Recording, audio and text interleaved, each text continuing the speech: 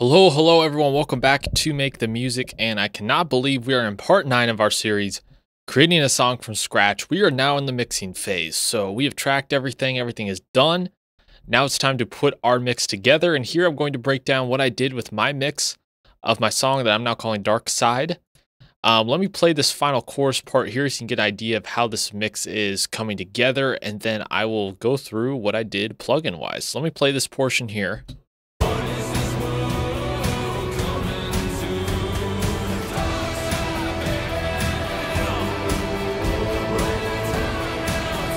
So that's what the mix sounds like. Pretty proud of it. I think it sounds pretty good. Let me go through the different plugins that I have going on here. You can see all my tracks are arranged and edited based on the editing phase. So when it came to mixing, it was just about pulling up the faders and getting the plugins moving. So first off, this is my master bus chain. I'm using the virtual mix rack by Slate. I'm using the 4KG channel. I decided to do that one here. Adding some top and some bottom with the custom series equalizer. This isn't doing a ton of work. I just throw this on usually every mix bus just to give it some depth. With the EQ, I'm adding some low mid information. The mix was coming out a little too scooped, so I added a bit of low mids there based on a reference I was using. Using Reaper stock compressor. I'm using a very slow attack, very quick release, 1.5 ratio. Pretty straightforward. Getting about 3 to 4 dB of gain reduction here.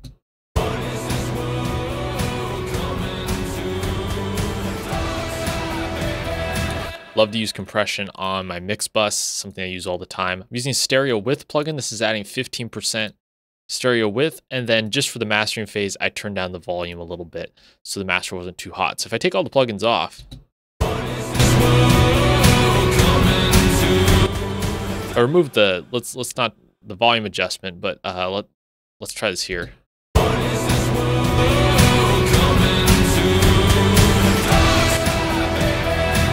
It's adding a little bit of low mid information. It's adding a little bit of compression, gluing the track together, making everything sound right. I'll now take all the plugins off. So this is all the plugins I have going. I'll play the mix for you. What is this world coming to? Dark side, baby. You can see the mix much more upfront, aggressive, in your face. The vocals getting the brunt of the work, but I will start down here with the drums. So this is all the drums playing.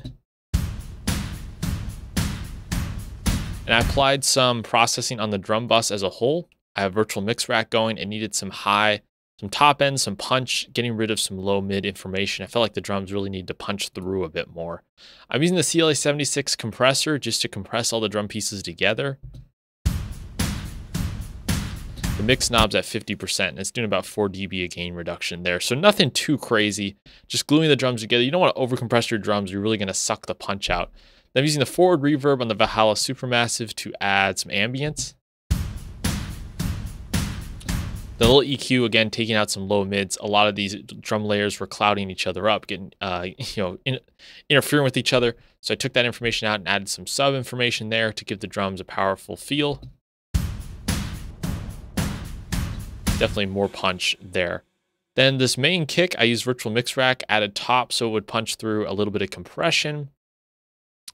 Basically the same thing with the stomp track, some shimmer and thickness, a virtual channel.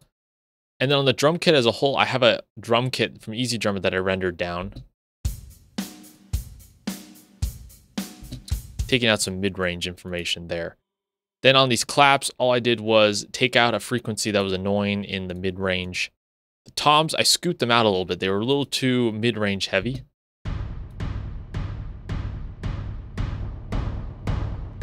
Give them a little more of a scooped feel. It seemed to work better.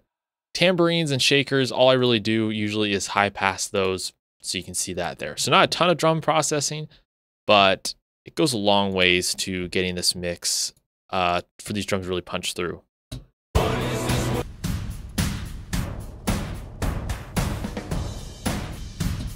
Way more present there. Sounding pretty good. For bass elements, what I did here is a bass guitar. The purpose of the bass guitar was not to fill out the low end, really, but to add attack, some movement, and some growl to the bass synths, which were filling out the rest of the low end. So you can see I added some virtual drive. I really wanted it aggressive and distorted, and added a ton of zingy top end so the bass can cut through in the CLA76. So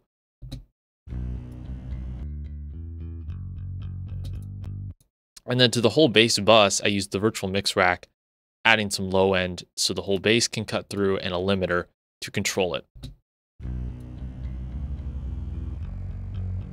Although that's not really doing much. And then these bass synths have no processing.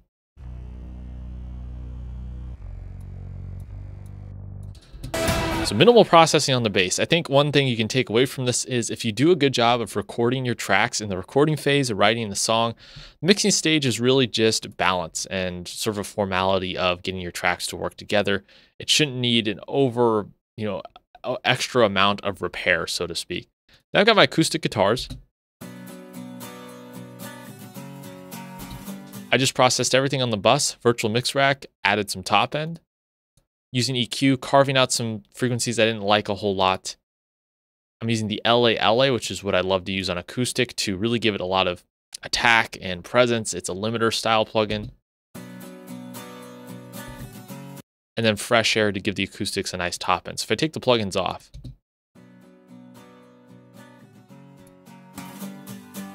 they're just super mid-range, dark, and then I added them in there. You can really tell when I play the whole mix. Without those changes, they really disappear, but they sound good with those changes. Electric guitars, everything is just on the bus. I was really mixing fast too. I just was like trying to get the mix to come together as quick as possible. I think that's a great goal. You know, there are times to really focus in on stuff, make sure everything's 100%. When I mix, it's just like I want to get to that final product and I just throw plugins on. Yes, it's not just frantic, but I do just kind of throw stuff on. Like, what is the quickest route for me to gain this mix to be finalized so I don't get lost in the weeds? So electric guitars, it's all just bus processing.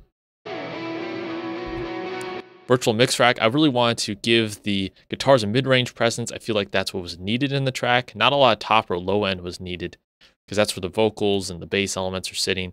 Filtering out again with EQ, just a lot of EQ, no compression. And I use CLA Epic to add some ambience to it.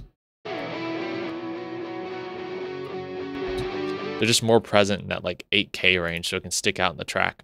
That was it for that. Pianos, virtual mix rack, adding a lot of brightness in the top end, basically.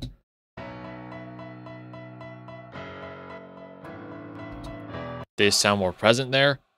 Then I had a whole bunch of strings that I used virtual mix rack. Basically, they were too dark and dull. I added top end. And then Valhalla Supermassive to give it some ambience. Pretty straightforward. I have a verse pad where I took out, it had way too much low end, so I took out a bunch of low end. It's really subtly in there, but you could tell it was just adding sub information that didn't need to be there. Then I have choirs, a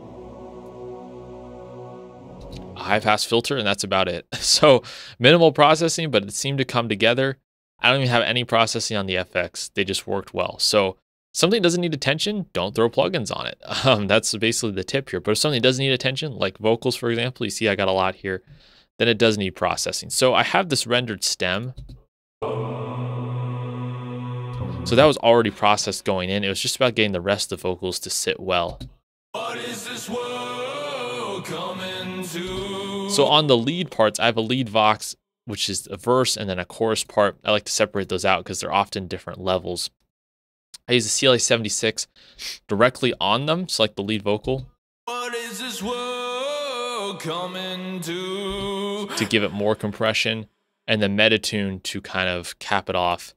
I like to be able to control the tuning of my main vocal down to the very final mix, just so I don't have to go back to a different session. So the rest of the vocals, I'm okay with tuning them, but sometimes when I'm really focused in mixing and I'm really, focusing on every single line and word, sometimes I need to make a tuning adjustment. And that's what all this is here. On the verse vocal, there's an extra delay plugin. So let me close some of these plugins here and go to a verse part. So on the verse part, there's an extra slap.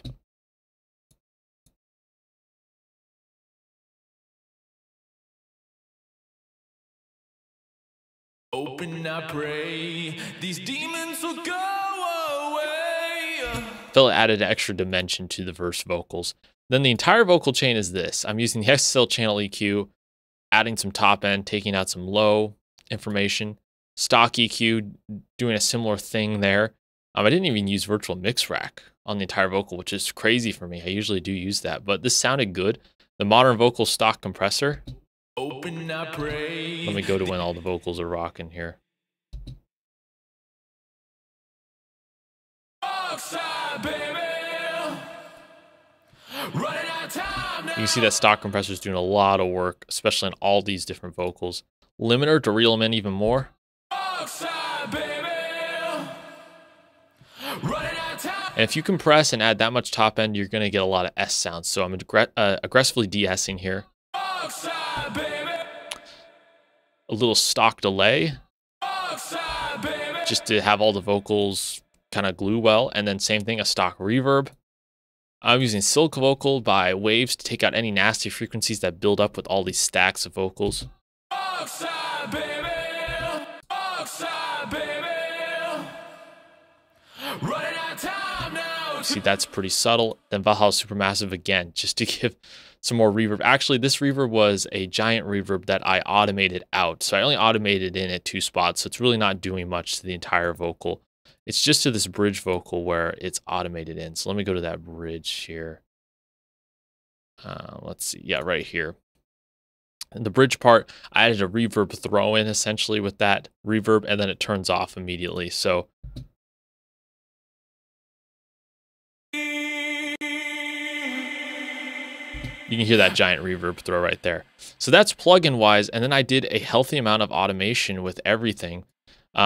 You might be able to see the faders moving when I played the track. Most of the automation was done with the vocal. So if I go to trim, read, volume, you can see I've got some automation moves there. I have automation moves with the lead vocal as well at different spots. Automating plugins. You don't want to forget about automation. That's kind of the last step for me, but I really go in and fine tune it and really think about each section of the song. Do I like what volume this is at? And instead of thinking, oh, I need to do an automation phase and make all these moves, just think about what should the volume of everything be at this section? What about this section? What about this section? And just ask yourself these questions and make the appropriate changes. A lot of people like to do it live with a control surface, and I've done that before, but sometimes I like to just be deliberate, go ahead and draw it in, and it gives you a mix that sounds dynamic like this.